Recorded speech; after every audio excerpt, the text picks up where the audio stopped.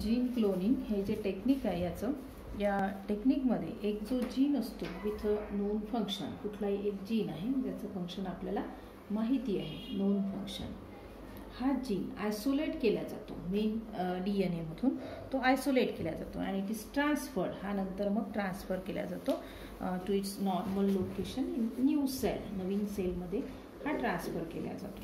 नवीन सेलमध्ये ट्रान्सफर केल्यानंतर म्हणजे अर्थातच त्या सेलमध्ये तो DNA जो त्याचा जो नवीन सेलचा जो DNA आहे त्यामध्ये हा जीन नाही आहे, अर्थातच तो आपण याच्यात इंट्रोड्यूस करणार आहे.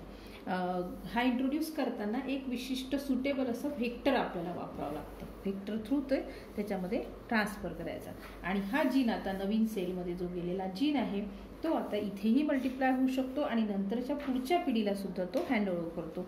हा रिप्लिकेट होतो, हा जीन इथे त्याच्या क्रोमोझोम सोबत रेप्लिकेट होतो आणि it is handed over to the next progeny also. तर हे आहे ते टेक्निक. याचं जे टेक्निक आहे जीन क्लोनिंगचं, ती एक लांब प्रोसेस आहे, एक 7-8 स्टेपमध्ये होते. पण या प्रोसेससाठी काही इन्स्ट्रुमेंट्स लागतात किंवा काही डिव्हायसेस लागतात. तर RDNA टेक्नॉलॉजीसाठी कोणकोणते डिव्हायसेस लागतात ते पहिल्यांदा आपण पाहू. हे डिव्हायसेस आपण 2 भागामध्ये डिव्हाइड करू शकतो. काही डिव्हायसेस जे आहेत ते त्या DNAला आयसोलेट करण्यासाठी किंवा DNAला मल्टिप्लाय करण्यासाठी लागतील. Devices used or tools that are used in RDNA technology. RDNA technology, तर यामध्ये वापरले जाणारे जे काही डिव्हायसेस आहेत, हे डिव्हायसेस पहिल्यांदा आपण पाहू. काही इन्स्ट्रुमेंट्स आहेत, डिफरंट इन्स्ट्रुमेंट्स 2 भागामध्ये आपण पाहणार आहोत. डिफरंट इन्स्ट्रुमेंट्स किंवा डिव्हायसेस म्हणून आपण, आणि काही टूल्स आहेत ते बायोलॉजिकल टूल्स दुसऱ्या भागामध्ये पाहायचे. बायोलॉजिकल टूल्स, तर बायोलॉजिकल टूल्स मी आधी सांगून होते थोडक्यात, जे आपल्याला नंतर डिटेलमध्ये पाहायचे. बायोलॉजिकल टूल्समध्ये लागतील एक म्हणजे पहिला, ज्याच्याशिवाय कुठलेही बायोलॉजिकल रिॲक्शन होतच नाही, ते एन्झाईम्स. एन्झाईम्स याच्यामध्ये लागतील, वेगवेगळ्या प्रकारचे एन्झाईम्स. मग एन्झाईम DNA कट करण्यासाठी लागतील, त्यातले जे रिकग्निशन सिक्वेन्सेस आहेत ते शोधण्यासाठी एन्झाईम्स लागतील, त्यासाठीचे एन्झाईम्स. त्यानंतर दुसरा घटक याच्यामध्ये लागणारा जो आहे तो आहे क्लोनिंग व्हेक्टर. आपल्याला क्लोन करायचे आहे, ते त्या जीनचे क्लोन तयार करायचे, मग त्यासाठी व्हेक्टर लागतील, क्लोनिंग व्हेक्टर्स. मग व्हेक्टर्स पुन्हा कोणकोणत्या प्रकारचे आहे, काय काय वापरलं जातं ते यात पाहायचं.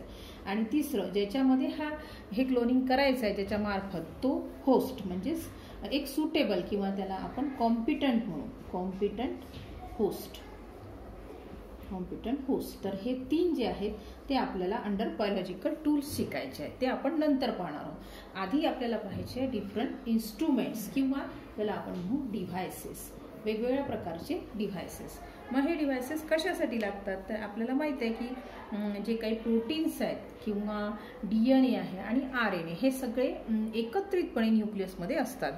These are called macromolecules. हे मॅक्रोमॉलिक्युल्स आहेत. These macromolecules, they are having high molecular weight. त्यांचं मॉलिक्युलर वेट भरपूर असतं. Means they differ in their molecular weight. म्हणजे काही DNA आहे, प्रोटीन आहे, DNA घ्या किंवा प्रोटीन, क्रोमोझोममध्ये DNA, प्रोटीन, RNA हे सगळं असतं. तर हे सगळे जे एकत्रित असतात ते differ in their molecular weight. Molecular weight त्यांचं भरपूर असतं. त्यानंतर त्यांच्यामध्ये आणखीन डिफरन्स असतो त्यांच्या सोल्युबिलिटीमध्ये सुद्धा डिफरन्स असतो. त्यानंतर आणखीन they vary in presence of charges. जसं प्रोटीनच्या काही याच्यावर चार्ज जो आहे तो पॉझिटिव्ह असतो, DNAवर निगेटिव्ह चार्ज असतो. सो प्रेझन्स ऑफ चार्जेस याच्यामध्ये सुद्धा त्यांच्यामध्ये डिफरन्स आहे, व्हेरिएशन्स आहे. त्यानंतर ॲब्सॉर्बन्स ऑफ लाईट ही एक प्रॉपर्टी आहे, ॲब्सॉर्बन्स ऑफ लाईट, यामध्ये सुद्धा त्यांच्यामध्ये डिफरन्सेस आहे. मग पर्टिक्युलरली हाय मॉलिक्युलर वेट किंवा मॉलिक्युलर वेट हे कन्सिडर करून, म्हणजे मॉलिक्युलर वेटच्या बेस्ड ऑन मॉलिक्युलर वेट और differences in molecular weight, different types of methods they are use to isolate the DNA, protein and RNA. मग DNAला सेपरेट करायचं, प्रोटीनला, RNAला, यांचं सेपरेशनसाठी to separate particularly to separation or the separation of this DNA, protein and RNA. Different methods are used. वेगवेगळ्या प्रकारच्या techniques या ठिकाणी वापरले जातात. ते टेक्निक याच्यामध्ये इन्क्लूड केलेल्या या इन्स्ट्रुमेंटमध्ये किंवा डिव्हाइसेसमध्ये. मग हे टेक्निक कोणकोणते आहेत? स्पेशली DNA जर आपल्याला सेपरेट करायचं असेल, आता आपल्याला आपलं टार्गेट काय असतं RDNA टेक्नॉलॉजीमध्ये, तर आपल्याला DNAला पहिल्यांदा आयसोलेट करावं लागतं. मग यात जे डिव्हाइसेस येतात ते कोणकोणते आहेत पहा. Different instruments use to isolate the DNA. To isolate DNA isolate करण्यासाठी पहिल्यांदा आयसोलेट करावं लागतं. मग त्याच्या मल्टिपल कॉपीज तयार करावं लागतं. मल्टिपल कॉपीज तयार करण्यासाठी वेगळं टेक्निक आहे याच्यातलंच, that is called PCR, polymerase chain reaction. तेही आपण पाहणार आहोत सोबत. तर हे आयसोलेशन करण्यासाठी एक जे काही टेक्निक आहे ते आहे जेल परमिएशन. हे यूज करता येतं. किंवा ऑस्मोटिक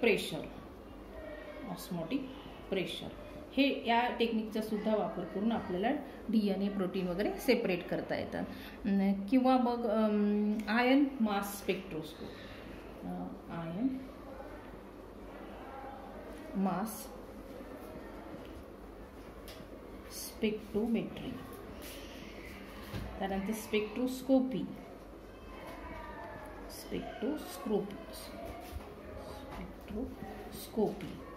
हेही एक टेक्निक वापरता येतं. त्यानंतर क्रोमॅटोग्राफी, वेगवेगळ्या प्रकार आहे. क्रोमॅटोग्राफी सॉल्व्हंट मेथड आहे, त्यानंतर पेपर क्रोमॅटोग्राफी आहे. वेगवेगळ्या क्रोमॅटोग्राफीच्या मेथड्स वापरून on the basis of molecular weight we can isolate the DNA. And most useful one, जास्त करून वापरलं जाणारं जे आहे ते आहे इलेक्ट्रोफोरेसिस, एस्पेशली जेल इलेक्ट्रोफोरेसिस हे जास्त करून वापरतं. या व्यतिरिक्त आयन एक्सचेंज क्रोमॅटोग्राफी ही सुद्धा वापरली जाते, जेल इलेक्ट्रोफोरेसिस. तर हे जास्त करून वापरलं जातं. म्हणजे most common one gel electrophoresis म्हणजे काय आहे, त्याच्यामध्ये जे जेल वापरलं जातं ते आहे अगरोस जेल हे एका मराईन अल्गीपासून मिळवल्या जातं. अगर ही पॉलिसॅकराइड आहे. या जेलचा वापर याच्यामध्ये केला जातो अगरोस जेल इलेक्ट्रोफोरेसिसमध्ये. या इलेक्ट्रोफोरेसिसमध्ये इलेक्ट्रिक करंट यूज केला जातो, इलेक्ट्रिक करंट फीड केला जातो. जसं आपण साधा इलेक्ट्रोलाइट घेतो तशासारखं अगरोस जेल घेतलं जातं. आणि याच्यामध्ये इलेक्ट्रिक करंट पास केला की याच्यामध्ये आता कॅथोड ॲनोड जसं आपण घेतो ना एखाद्या सिस्टीममध्ये, त्यासारखं इथे सुद्धा कॅथोड ॲनोड वगैरे घेतले जातात. आणि कॅथोड ॲनोड जो आहे तो पॉझिटिव्हली चार्ज आणि कॅथोड जो आहे तो निगेटिव्हली चार्ज. मग याच्यातून जेव्हा DNA सेपरेट होतील, DNA निगेटिव्हली चार्ज असतात, DNA fragments particularly, and they move fast. म्हणून पहिल्यांदा आयसोलेट करायचे असतील त्याला क्लीव पण केलं जातं आणि DNAचे फ्रॅगमेंट्स हे इकडे पास होतात.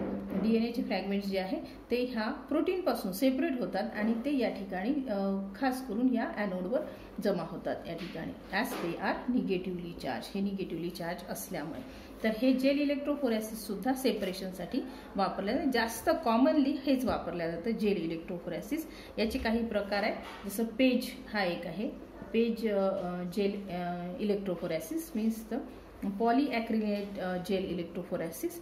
त्यानंतर STA जे सर्पचा वापर केला जातो, STA पेज इलेक्ट्रोफोरेसिस हे सुद्धा वापरलं जातं. वेगवेगळ्या मेथड्स आहेत त्या इलेक्ट्रोफोरेसिसच्या.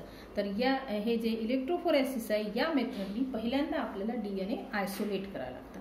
एकदा ते आयसोलेट केले की मग त्यानंतर त्यातला जो आपला जीन ऑफ इंटरेस्ट आहे तो, म्हणजेच काय इन्सुलिन प्रोड्युसिंग करणार आहे किंवा कुठला हॉर्मोन किंवा काय एन्कोड करताय त्यानुसार तो जीन आपल्याला कट करावा लागतो. मग कटिंगसाठी वेगवेगळे एन्झाईम्स वापरले जातात, ते आपल्याला बायोलॉजिकल टूलमध्ये पाहायचे. तर हा कट केल्यानंतर मग त्या फ्रॅगमेंटचे खूप सारे मल्टिपल अशा कॉपीज, बिलियन्स ऑफ कॉपीज आपल्याला मिळू शकतात PCR या टेक्निकने. हे वेगळं टेक्निक आहे आणि हे टेक्निक काय आहे ते आपण पुढच्या व्हिडिओमध्ये